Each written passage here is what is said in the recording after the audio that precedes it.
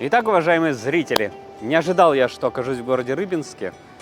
Не было в планах посетить этот город, но у меня выдалась такая уникальная возможность. Я получил приглашение посетить конференцию инновации в производстве и промышленности. Конференция посвящена была в авиации, двигателестроению. Здесь находится очень много компаний, которые занимаются газотурбинными двигателями.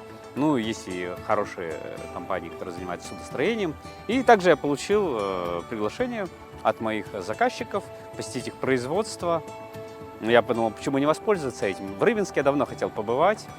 Будучи еще когда москвичом, я жил и часто любил выезжать в туры выходного дня. Посещал Ярославль, Суздаль, Углич, Кострому.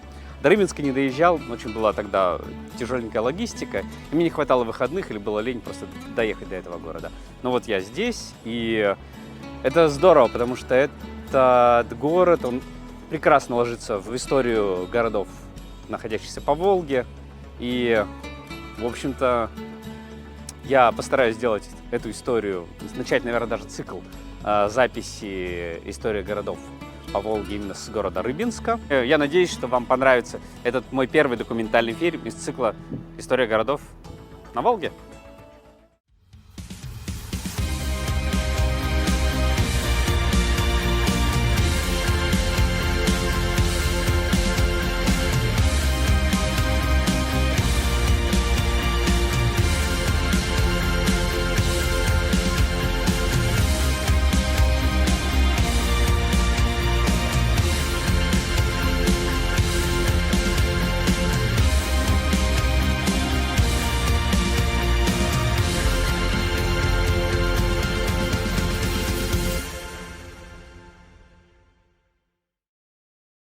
Ну что ж, красивое место. Здесь реконструкция сторожевой башни. Я так понимаю, здесь могла находиться крепость, которая защищала от врагов, от набегов по воде.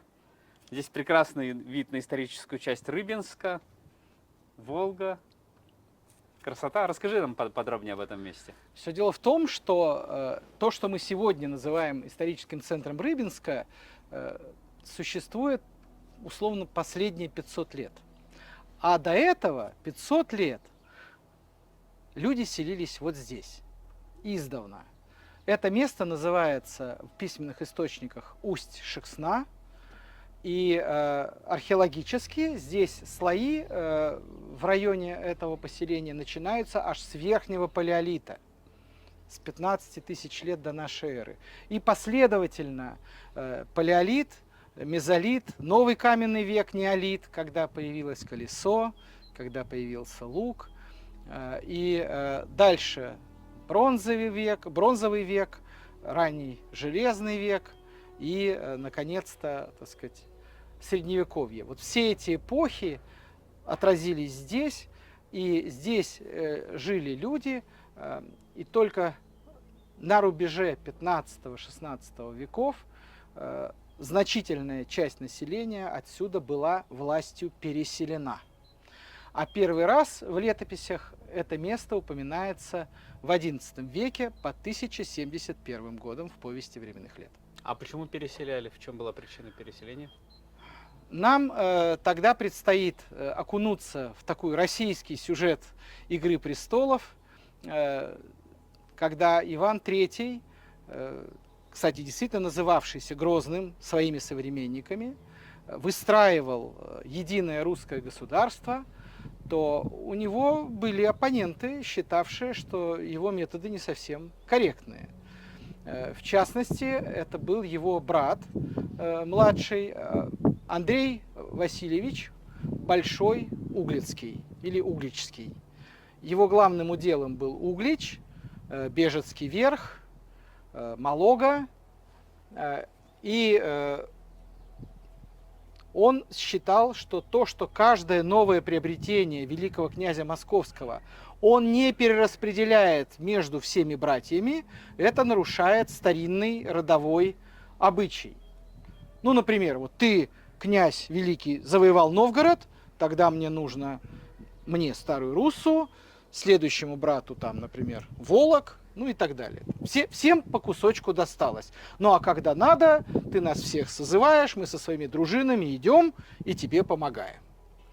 Мгм. Значит, Иван III был человек, который не слушал такие предложения. И в 1473 году, когда умер еще один их брат, Юрий Васильевич Дмитриевский, он взял и все княжество присоединил себе. И тут Андрей не выдержал, и начался открытый конфликт между братьями, но в него вмешалась их мама. Мария Ярославна, великая княгиня, вдова великого князя Василия Темного, была очень властной и сильной женщиной.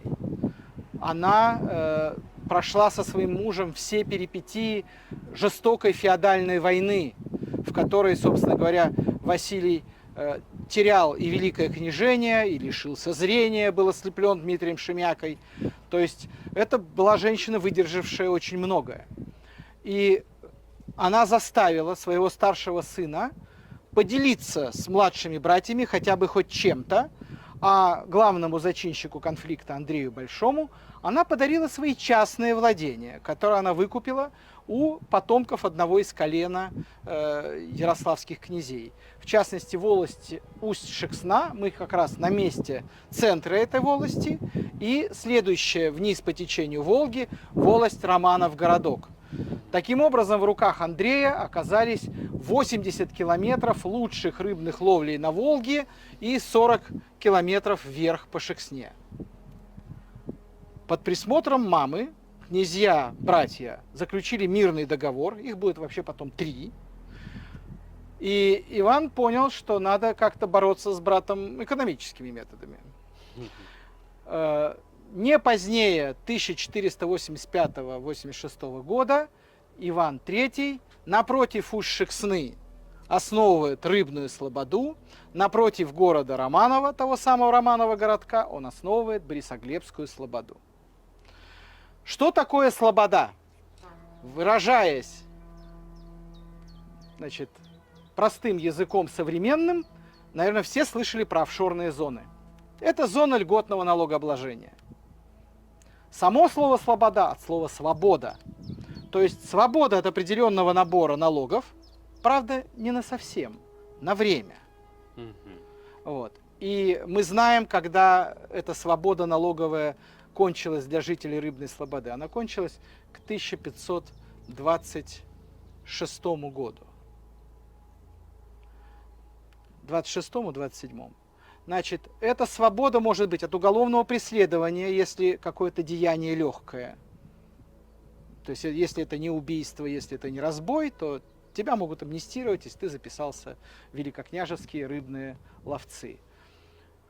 Поэтому в слободах не было, например, таможен внутренних, да, вот таможня так и оставалась на Усть-Шексне до царствования Ивана IV. И в Рыбной Слободе она упоминается только в начале смутного времени при Василии Шуйском в 1606 году.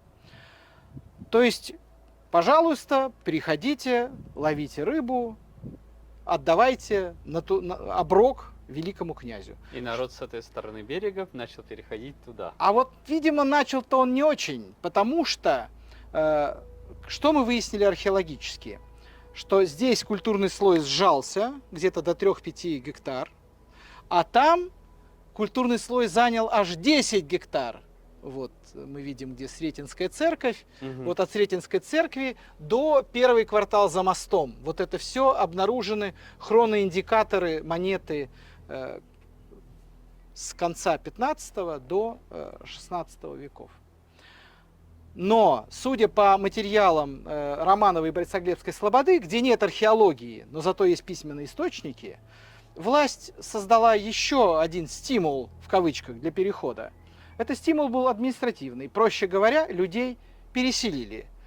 В Романове сохранилась грамота, выданная царем Михаилом Федоровичем Романовым на Романовский посад. Она была выдана взамен сгоревшей в смутное время грамоты Ивана IV, то есть Ивана Грозного.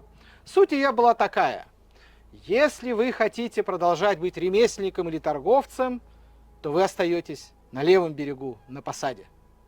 А если вы хотите ловить рыбу и платить другой набор податей, то тогда вы обязаны переселиться на правый берег в Ловецкую слободу. А на посаде рыболовием не жите, гласит грамота. То есть таким образом, помимо, так сказать, пряника, очевидно существовал административный кнут. Понятно. Бунта, за этим бунта не последовало. То есть жители Бунта за этим не последовало. Здесь остались жить, скажем так, ремесленники. хлебопашцы. Вот, в Романове остались ремесленники и торговцы. Значит, а те, кто ловили рыбу, все перешли на правый берег. Понятно, что помимо ловли рыбы были различные промыслы. Например, в 17 веке и Рыбной, и Борисоглебской слободы гоняли вниз по течению Волги плоты с сосна, береза, дуб. Вот. Мы это вот знаем. А войско при этом оставалось общим. Дело в том, что в тот момент войско было дворянским, и оно базировалось в так называемых служилых городах. То есть как раз служилым городом был Романов, служилым городом было Пашихонье, служилым городом был Ярославль. Вот. А здесь народ был вот такой промысловый. Понятно. Ну, подчинялись они одному князю. И вот интересно, что же потом стало с братьями? Давайте, как они потом... вот давайте тогда открутим обратно, вот эту всю историю. Что же потом стало с братьями, сейчас вот как раз расскажем. Не успокоились, как маменька только вот было в другое царство. Значит, в 1485 году Мария Ярославна умирает. Мирить братьев становится некому. Начинается горячая война? И нет, она начинается не сейчас. Более того, пока была жива мать, она убедила Андрея Большого. Значит, вообще горячая фаза конфликта началась еще в 1479-80 годах. По завещанию Василия Темного контролировать выполнение воли умирающего князя, отца и Ивана и Андрея, должны были два арбитра. Это польский король Казимир и Мария Ярославна. И в 1479 году значит, Андрей Большой и его брат Борис Волоцкий берут свои дворы, бояр, жен, детей и выдвигаются к литовскому рубежу. Требовать вмешательства Казимира, чтобы он как арбитр объяснил Ивану Третьему, что тот себя ведет абсолютно неправильно вот, во всех этих земельных вопросах. Казимир человек был практичный, поэтому он написал Ахмату: русские ссорятся, пора грабить. И Ахмат идет на Угру. И начинается знаменитое стояние. То есть все, что народ читает у Карамзина о том, как Иван III разорвал ярлык, значит, ханский, все это литература. А история была замешана вот на таком внутреннем конфликте, которым решили воспользоваться ордынцы и их союзники, Великое княжество Литовское и Польское.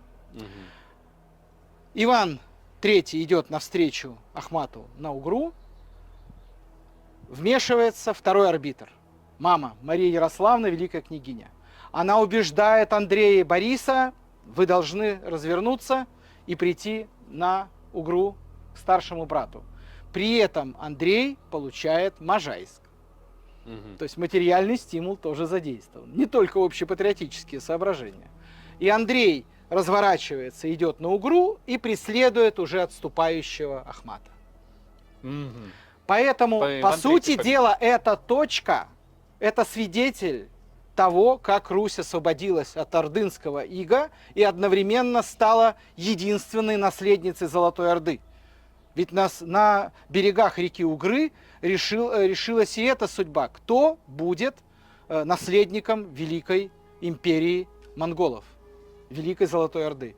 И именно благодаря тому, что случилось на Угре, потом мы знаем, что случилось в Казани, в Астрахани, в Сибири. Вот она, отправная точка. Вот это свидетель этого конфликта, это вот здесь. Значит, но финал был очень грустным. Все дело в том, что в 1492 году на Руси ждали конца света. Это по старым календарям от сотворения мира 7000 лет от сотворения мира. Встал вопрос, надо ли составлять календарь Пасхи, если завтра мир закончит свое существование и состоится страшный суд. Под это дело в Москве был собран церковно-княжеский собор. Андрей был туда вызван, причем, ну так, с хорошим предложением, что по завещанию папы, дорогой брат, тебе принадлежит 1/3 доходов с Москвы. Приезжай.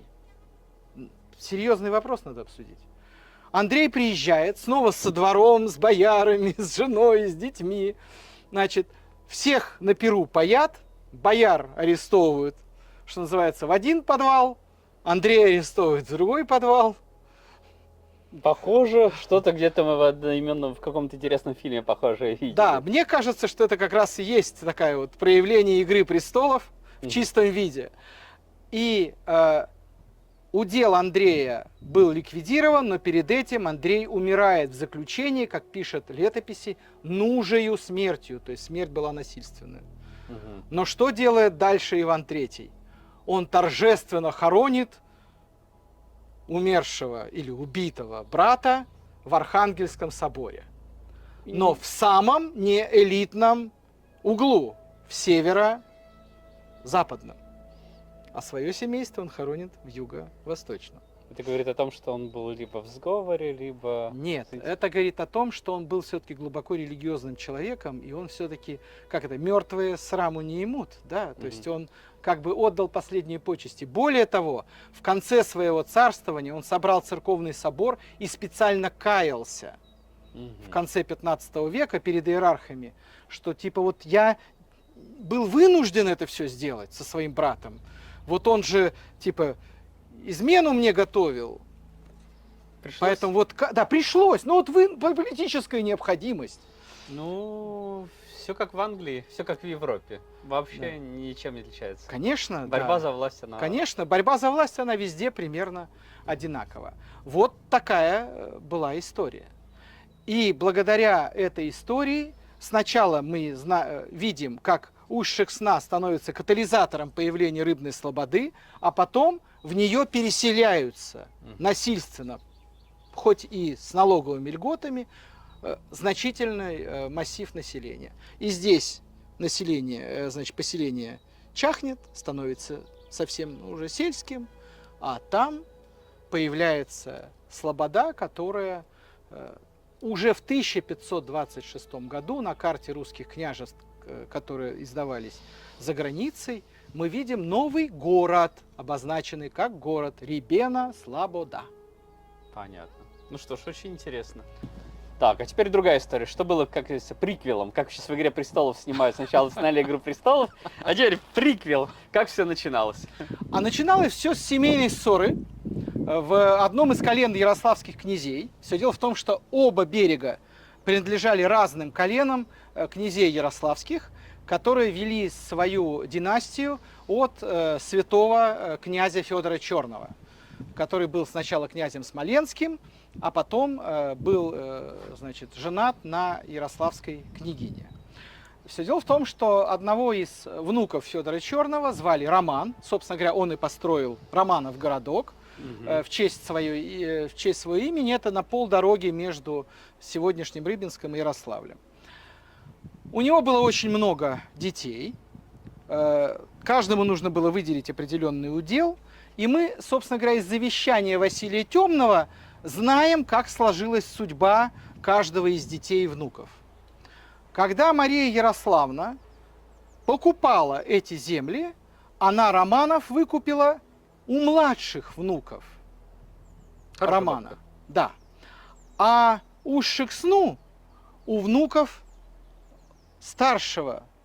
Сколько же ей тогда было лет, что она еще при этом умудрялась собирать земли и воевать за власть? Значит, на самом деле здесь важно другое. Почему старшие не владели Романовым? Ведь раньше было какое правило на Руси? Лучше стольный город оставить во владении совместном братьев Зачем? Чтобы не ссорились. Затем, чтобы не делили. Вот ваше общее владение, город. А тут стольный Романов достается младшим коленам. Мгм. А здесь представители старшего колена. Значит, написано, что она выкупила Усть-Шексну у Василия, у князей, у Семена, у Василия Шихонских. Когда мы стали разбираться с генеалогией Шихонских, ну понятно, что название Шихонский это в честь реки Шексна, Мгм. оказалось, что сына Романа, который дал начало этой династии, записали в родословные значит, росписи под очень странным прозвищем. Иван Неблагословенный Свистун. Ну, Свистун пустой человек. Но самое интересное здесь неблагословенный. Понятно, что, скорее всего, он не был благословен Романовым. Ему дали окраину княжества, причем она в этот момент была очень опустевшая из-за того, что здесь вверх по Шексне прошли две огромных эпидемии чумы, в том числе страшная черная смерть, которая пришла из Европы на Русь в XIV веке. Мгм. То есть, по сути дела, в наказание выдали удел. Мгм. И именно сын Ивана Неблагословенного первый взял имя Афанасий Иванович Шихонский. А Василий и Семен были сыновьями. Они были Василий Афанасьевич. Мгм. Что делают братья и их мама, вдова Афанасия Аграфена? Они решают привлечь, сейчас это, наверное, называется внешние инвестиции. Мгм. Они предлагают Троице-Сергиевому монастырю, принадлежащий, учрежденный ими монастырь Святого Николы. Он расположен в километре отсюда, вверх по течению Шексны. А к этому монастырю дают пустоши. Пустошь – это пашня, когда-то была деревня, да, сейчас она опустела. Мгм. И кроме этого они дают право добывать рыбу на езах. В частности, они говорят, а на устье Шексны можно бить, где вам любо. Что такое ез? Это забор в пол реки. Внутри этого забора есть воткнутые ивовые прутья, чтобы могли проходить люди на лодьях. И есть один проем, в котором клетка с крупными ячейками, заходит осетр, клетка поднимается. Вот так, значит, добывались на езах и осетры, и белуги, и белорыбицы, и стерляди. Мгм. И на самом деле, если все остальные рыбы считались вазами, ну просто вот вазами, Мгм. то эти рыбы считались поштучно. Мгм. Ну, деликатесы были, да. Да, это были очень важная, так сказать, составная часть постной пищи. И, соответственно, видимо, схема сработала, потому что нам известно о 2 грамотах, которые Аграфена с сыновьями выдавала. И если в одной грамоте еще только 1 ез, а остальные бейте где любо, в следующей грамоте уже 3 еза. И в конце концов, видимо, когда Аграфена умерла, ее сыновья Василий и Семен воспользовались так называемым правом обратного выкупа. Они выкупили свое владение Мгм. и перепродали целиком имущественный комплекс Марии Ярославны, великой княгини. Понятно. И с этим она выиграла объединение земель, условно. И с этим она помогла своему мужу объединить земли, но подарила при этом в 1474 году эти земли своему сыну Андрею, вот уже Мария Ярославна. Всё понятно. Вот такая предыстория, как семейная ссора привела к очень серьезному сдвигу и хозяйственному освоению и развитию рыболовного промысла в устье Шексны. А вместе с промыслом возникло место сбыта этой рыбы. То есть вся рыба, которая добывалась по Шексне, свозилась сюда. То есть начиная с 60-х, 70-х годов 15 века здесь начинает функционировать очень крупный рыбный рынок, на который съезжаются потом и Троицкий монастырь, он уже привык сюда ездить, только он уже, значит, не владеет этим езом, он сюда ездит покупать рыбу. Мгм. И причем поездки за рыбой последний раз фиксируются в первой половине 17 века, Мгм. в первой трети. То есть Николай Костомаров считал, что это один из самых крупных российских рыбных рынков вообще на то время. Да. Как все менялось экономически, да. Вот это объяснение, почему Рыбинск. Не столько потому, что здесь много ловили, а потому что здесь очень много продавали и покупали. Ну, Рыбинск, я так понял, как он и задумался торговым центром, так он дальше и пошел. Хлебный торговый центр, промышленный торговый центр. Вообще просто, я смотрю, Рыбинск, он купеческий город с духом предпринимательства. Изначально Усть-Шексна также была таким торговым центром на Великом Волжском пути, потому что здесь самые древние нумизматические находки – это 2 клада арабского серебра конца X века. Понятно. Я предлагаю сейчас нам закончить здесь и перейти в башню и поснимать внутри музея. Отлично. Такого маленького музея Рыбинской археологической экспедиции. Идем? Вот. Здорово. И, собственно говоря, я сейчас расскажу именно о том, что было до князей Шихонских. Так, ну что ж, мы решили пропитаться духом древности. Мы находимся на базе экспедиции. Вот, у меня в руках копье, настоящий щит. Вот, и Леонид сейчас расскажет, что это за место и чем оно знаменито, и как оно связано с оружейным производством. То есть у меня есть просто копье, щит, здесь ковалось русское оружие. На самом деле мы иногда Усть-Шексну называем средневековой Северсталью. Только основным сырьем была не железная руда, а болотная руда с достаточно низким содержанием железа. И тем не менее она здесь вокруг нас в большом изобилии. Вверх по Шексне она тоже была представлена очень богато. Она сюда привозилась, дробилась, сушилась. Здесь выплавлялось железо. Железо выплавлялось в горшки, поэтому, вот, поскольку горшок кринка, то вот этот кусок железа потом назывался крица. И наряду с металлургическим производством здесь существовало большое кузнечное производство. Делалось и орудие труда для мирной жизни, и, конечно, делалось много оружия. Располагалось металлургическое производство на окраине Усть-Шексны, вверх по Шексне, вот километр отсюда. Это было выявлено при археологических раскопках. Значит, поначалу мы вообще не поняли, откуда здесь столько оружия. Первая была идея, что поскольку оружие раньше было в основном в захоронениях, то значит где-то здесь ГЭС разрушила могильник. Значит, первоначальная идея была, что поскольку оружие чаще всего в средние века присутствует в захоронениях, что где-то здесь был рядом могильник, и, соответственно, он размыт водохранилищем, могильника не нашлось.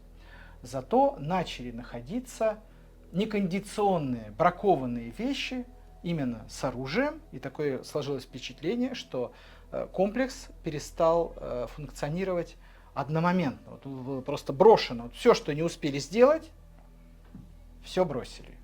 Кольчуги, стрелы, топоры, булавы и так далее. То есть очень много оружия. Например, наряду с вот это вот с этим копьем, называлось оно еще иначе рогатина, да, можно было ходить на медведя, но можно было идти на врага. Помимо рогатин существовали дротики. Вот это вот дротик с улицы. Все эти наконечники – это копии, реплики того, что было реально в ходе раскопок найдено. Или, например, топоры для пешего воина, кстати, в отличие от всех этих наших фильмов, главным оружием русского воина был отнюдь не меч. Меч – это сродни танку вообще уже. Вот. А главным оружием был топор. Причем это не рабочий топор. Вот видите здесь, насколько у него, значит, рабочая зона, наоборот, опущена вниз. То есть, а у рабочего топора она вот такая вот. То есть, это вот пешего воина, а у всадника было маленький. Вот такой вот. Но за счет высоты лошади, удар с высоты создавал примерно, был по силе такой же, как у пешего воина. Вот такая вот интересная штука. Такая вот механика, такая кинематика боя. Да. И когда мы проанализировали найденные находки оружия, оказалось, что все эти находки, в основном, за редким исключением, укладываются в очень узкий хронологический промежуток. Этот промежуток, значит, либо первая половина, либо вторая четверть XIII века. В это время, как известно, на Русь состоялось ордынское нашествие, и через Уж-Шексну пролегал путь русского войска князя Георгия Всеволодовича, который со своими племянниками Всеволодом и Васильком шел на Сить, где был разбит и убит. Об этом говорят и русские летописи, и, значит, монгольские источники, ну, в частности, среднеазиатские авторы. При этом сам Георгий Всеволодович вошел в историю не столько как человек, проигравший северо-восточную Русь ордынцам, сколько как, например, основатель Нижнего Новгорода. Именно он заложил этот город. И, соответственно, мы поняли, что перед нами последняя мастерская русских войск, готовящихся к битве на реке Сеть. Да. Здорово. Вот такой сюжет. Не знаю, сколько по времени, но я Да. думаю, здесь мы можем остановиться. Слушай, ну да, шлем тяжелый. Это вот, я не знаю, как крестоносцы ходили, может, у них на плечах стоял, но в таком даже шлеме, без кольчуги. Я защищает предлагаю людей. сейчас оружие сдать, Мгм. и мы поговорим немножко про керамику. Ты им так вот раз, ну, 30-40 раз ударишь, и мне кажется, что через 40 раз у меня уже бицепс устанет. То есть я не знаю, как они там рубились в сече, день и ночь Несколько стояли. часов, да. Мне Пали не по- стяги Игоревы. Да, мне непонятно, потому что я бы вот, наверное, через минут 7 бы уже просто бы сказал, все, режьте меня, я уже не могу. А это одноручный меч, это не двуручный. Это вот, Вот еще, кстати, да, Мгм. можно я тоже встану в кадр? да. Значит, кроме, собственно говоря, оружия, были вот и такие интересные, выкованные вручную, Первые пехотные мины. да, не пехотные только, Против конницы. против конницы. Называлось это чеснок. Ага. Вот несколько чесноков таких также найдено при раскопках. Противотанковые ежи, короче. Да. Оттуда. Вот молодцы, ребята. Вот. А еще я могу вот короткий меч. А короткий меч, кстати, это кинжал? Нет, это не имеет отношения к истории ни малейшего. А, ну все понятно. Ну тогда ладно. А вот этот меч тоже. Это двуручный, это тоже не имеет к нам отношения. Ну давайте просто посмотрим. Он реплика, да? Да. Ну он двуручный. Ух! Я не знаю, кто им мог махать. Мне кажется, это какой-то для палача. Для казни. То есть голову отрубить одним ударом, да, отлично. А воевать таким, ну он килограмм 12 весит. По ощущениям, и я бы им не смог вообще рубить. Ладно, все, сдаем в Значит, арсенал. сдаем реквизит и переходим к керамике.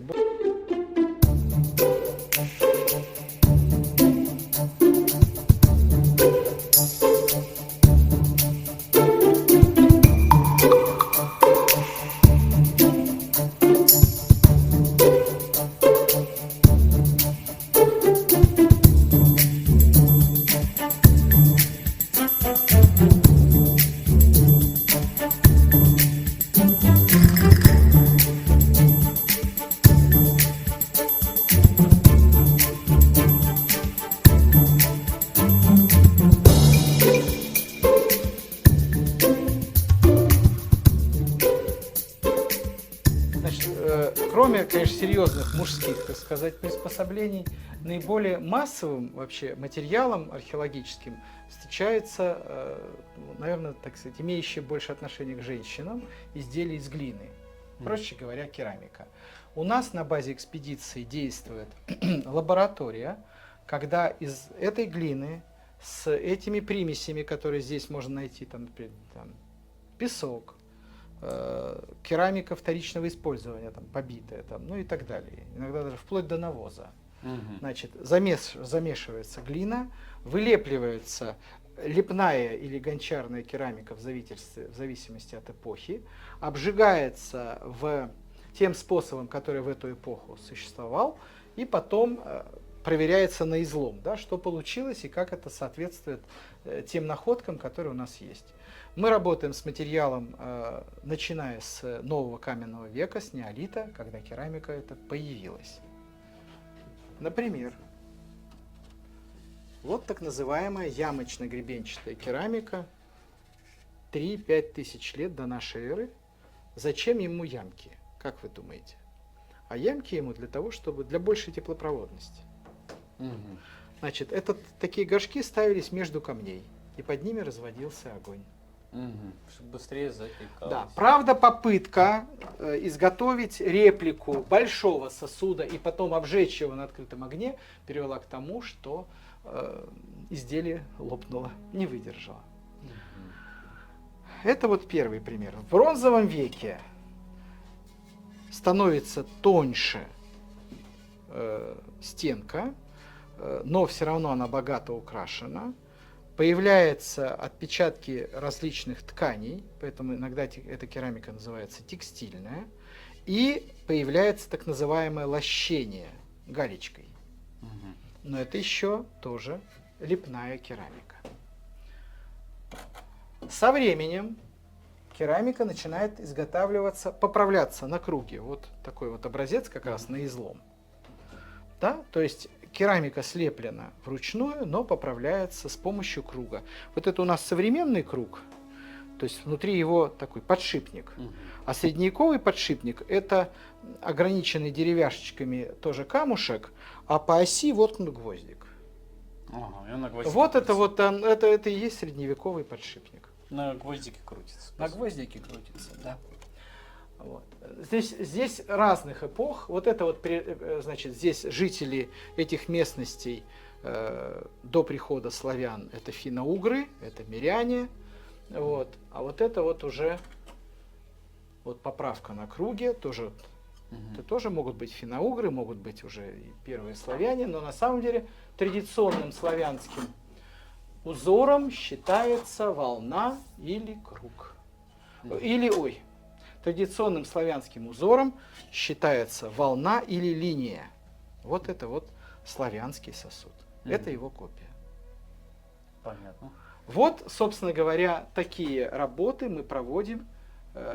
Разные составы у нас. Но, и опять же, поскольку это все-таки в первую очередь женское ремесло, то и занимаются этим у нас девочки. На самом деле лепить керамику очень непросто. Первое задание, которое обычно дается участнице экспедиции, это слепить пепельницу. Мгм. Это самое простое изделие. Квадратная. Нет, круглую. А вот это вот, это находка? Это да, это часть изразца печи. Мгм. Она выглядит по 11 век, вот я видел. Нет, 11 это 18 век. 17, понятно. То А есть- шахматы? Шахматы просто слепили ребята. Ага. Это вот именно слеплено уже. А вот эта керамика тоже с чего вот она отличается сильно? Это не Тонкость. керамика, это фаянс, это из раскопа. Мгм. Достаточно поздняя фигурка, как здесь была, видимо, лошадка. Ну да. Ну, очень тонкая работа и хорошо Вот. сделана. Я думаю, пора переходить на следующий этаж. Культурный слой на Уж-Шексне занимает в разных местах памятника от 50 сантиметров до 5 метров. Мгм. Значит, задернованная поверхность, которую мы видим с вами, называется еще дневной поверхностью. И время в археологии движется не справа налево, а снизу вверх. То есть сначала 20 век, потом 18-19, потом 17 век. Дальше сплошной черный цвет с 14 по 16 век. И дальше становится еще темнее горизонт, это где-то 13 и там дальше 12-11 век. И на рубеже 10-11 веков начинается так называемый предматерик, то есть это место, где человек только начинал осваивать эту территорию. Мгм. Более древних участков, чем с находками конца X века, но именно с находками, мы не знаем. Самая древняя постройка здесь, которая во время раскопок зафиксирована, 60-е годы XI века. Мгм. Почему же появляется разница? Да? Клады конца X, а постройка через 100 лет, по сути дела. Да, 976 год, например, клад, и 1063, Думаю, что тогда кочевники жили. 68 год. Нет, мы просто имеем дело с окраиной поселения. Мгм. На окраине поселения легко закопать клад, Мгм. а там, где жили люди, это вот смыто работой Рыбинской ГЭС. То есть мы сегодня ловим остатки. Мы работаем с окраиной, к сожалению. Мгм. А порядка 100 метров, ну то есть половина площади поселения просто утрачена. Ну, надеюсь, когда-нибудь ГРЭС спустят, и вы докопаетесь Ну, до 5 века. нам до придется нашей эры. просеивать просто остатки Ну, я думаю, что там песка. далеко так вода не зашла. Нет, на самом деле движение реки во время работы ГЭС настолько сильное, что сдвиг культурного слоя Мгм. может идти на сотни метров Понятно. вниз по течению. Ну, что ж, есть. Чем умеем, то имеем. Грустно. Но на самом деле то, что сначала вообще археологи пытались найти культурный слой именно на территории исторического центра Рыбинска. Мгм. Все дело в том, что да, там вот впадает в Волгу река Черемха или Черемуха. Мгм. И все думали, что именно там наиболее древняя часть поселения. Но там оказался только конец 17 века. Понятно. Значит, и только потом археологи обратили внимание на устье Шексны. Мгм. А сейчас мы понимаем, что изначально, вот, например, краеведы 20-х годов 20 века, они всерьез рассматривали, что именно на устье Шексны нужно искать корни Рыбинска. Мгм. Вот. Именно они обратили внимание сначала на конфликт Андрея Большого и Ивана Третьего, из которого следовал топоним Усть-Шексна, из грамот, тех договоров между ними, да? Мгм.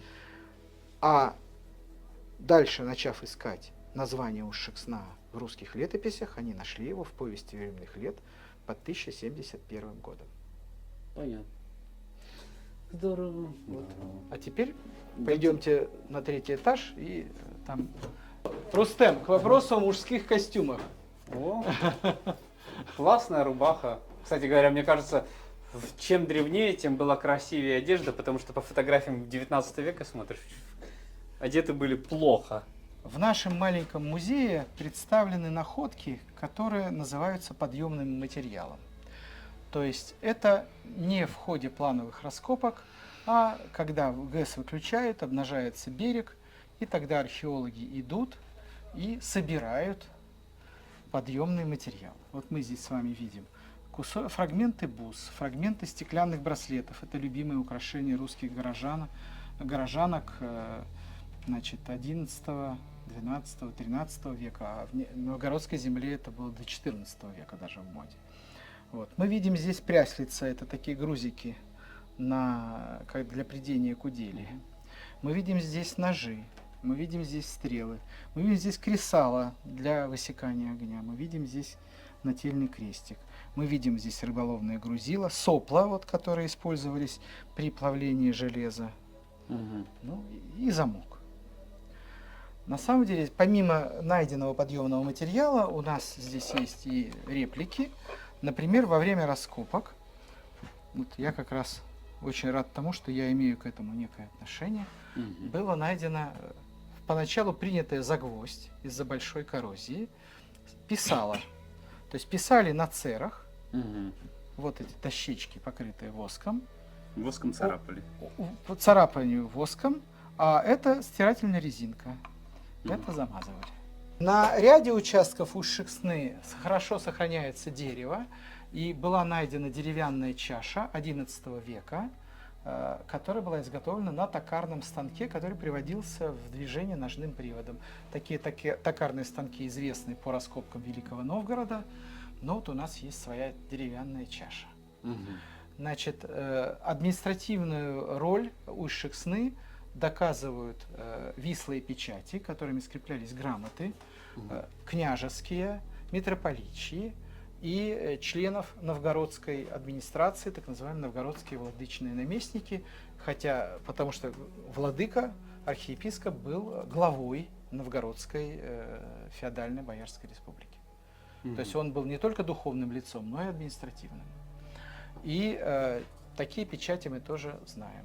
Значит, самая древняя печать на Усть-Шексне найденная, это последняя четверть XI века. Это печать черниговского, новгородского и смоленского князя Давыда Святославовича. Он известен, точнее, больше всего он известен как антипод одного из героев слова полку Игореве. то есть его брат Олег Гориславич, который тоже Олег Святославич, но именно Олег Гориславич, потому что он наводил половцев на русскую землю. А вот Давыд Святославич – это его антипод. Они оба сыновья киевского князя Святослава. Иноагент, получается. Ну, не совсем, он прямо похуже. Он был смутьян просто, да. То есть он использовал Предатель. кочевников для решения своих внутренних проблем, каких-то политических. Вот. В общем, вот такая вот история, которая рассказывает нам об Ушаксне домонгольского времени. И еще раз подчеркиваю, что с точки зрения количества печатей, такое количество, вот, которое найдено здесь в Ушаксне, 12. Столько же найдено во всех древнейших городах Ярославской области. Ярославле, Ростове, Переславле-Залесском, Угличе. Значит, здесь говорит о том, что шла политическая... Вместе взяты. Политическая борьба, значит, шла острая. Нет, здесь на самом деле, что документооборот здесь интенсивный. Нам просто, может быть, даже отчасти повезло, что мы нашли ту точку, через которую шел документооборот. При этом у нас есть и печати Георгия Всеволодовича, который шел носить, и печати Юрия Долгорукова, который боролся со своими племянниками, а они атаковали его сверху Волги вместе с новгородским князем Мстиславом и дошли даже до Ярославля. И первый слой пожара на Ушаксне, который говорит о разрушениях, о захвате, связан именно с эпизодом борьбы Юрия Долгорукова со своими племянниками за киевское княжение. Но они ударили по его территории в середине XII века. Острая политическая борьба шла между князьями здесь. Долго выковывалась Великая Русь, долго собиралась. Вот. Ну, а для того, чтобы рассказать о том, как все произошло в XI веке, с чего отсчитывается история письменных упоминаний Ушаксны, имеет смысл выйти и посмотреть на самый красивый вид на Рыбинск, который есть. Давайте, у нас как раз вечер наступает. Вопрос. Ну что ж, мы находимся на самой высокой точке, открывается Рыбинск. Вот. Наверное, еще какая-то здесь более древняя история есть, о которой нам стоит узнать, о которой ты поведаешь нам. Вот я пока просто наслаждаюсь видом. Вечерний Рыбинск. Солнышко хорошо его подсвечивает. Погода хорошая. Ну, закаты в Рыбинске вообще самое замечательное. Но хочу я рассказать именно о том камне, который внизу под башней. На нем надпись «Отсюда есть пошла земля Рыбинская». Почему? Я уже говорил, что краеведы XX века, изучая грамоты Андрея Большого Углицкого и Ивана III, обратили внимание на топоним Усть-Шексна и начали искать его в русских летописях. И нашли в повести временных лет при описании событий 1071 года. Что это были за события? На самом деле следует сказать, что значительная часть статей повести временных лет, она не является какой хроникой, да, то есть которую вот специально монах, как репортер, фиксировал. Она в некотором роде является мемуарами. Где-то значительная часть статей повести временных лет – это мемуары целого клана, целого рода киевского тысяцкого Яна Вышатича, его отца Вышаты и его предков.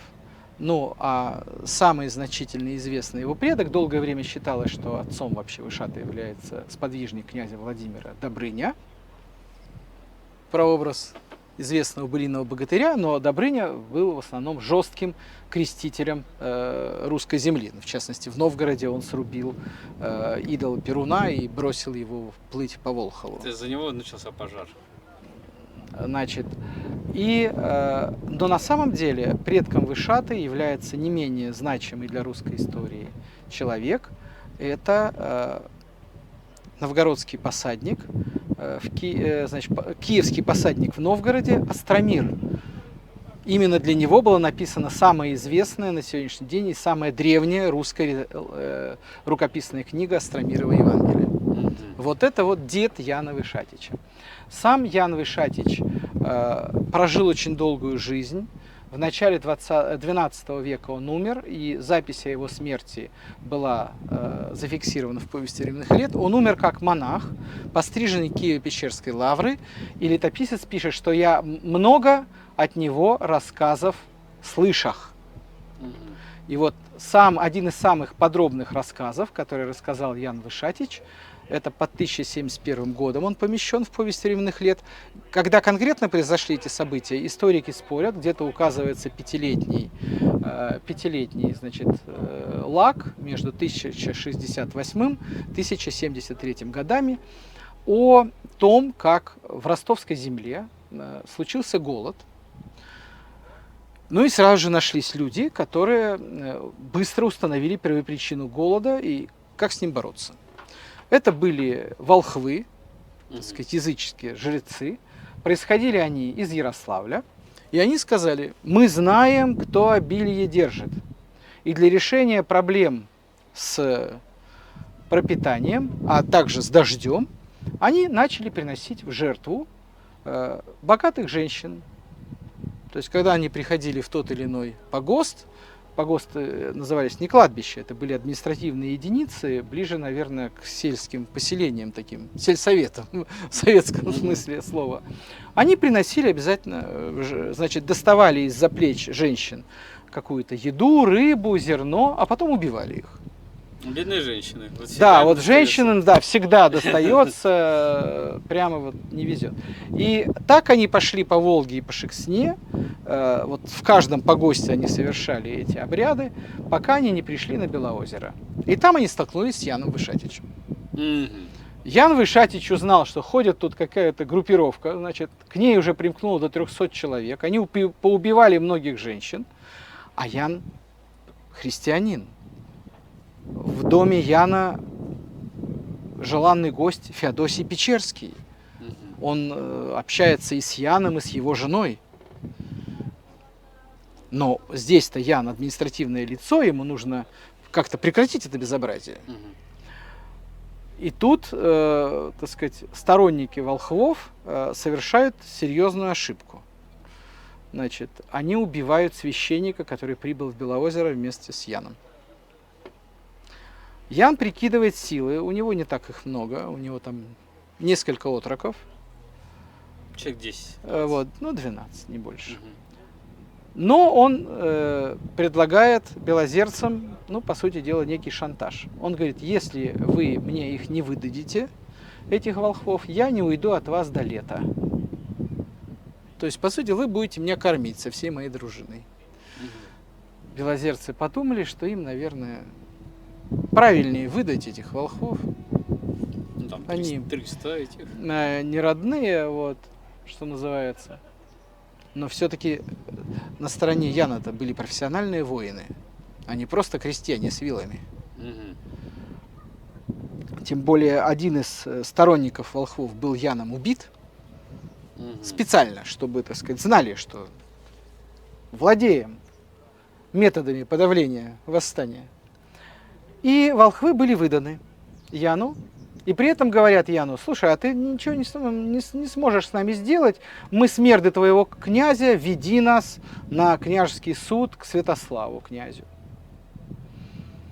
И тогда Ян привязывает их к ладье, пускает вниз по Шексне, как он рассказывает летописцу, а сам по них иде.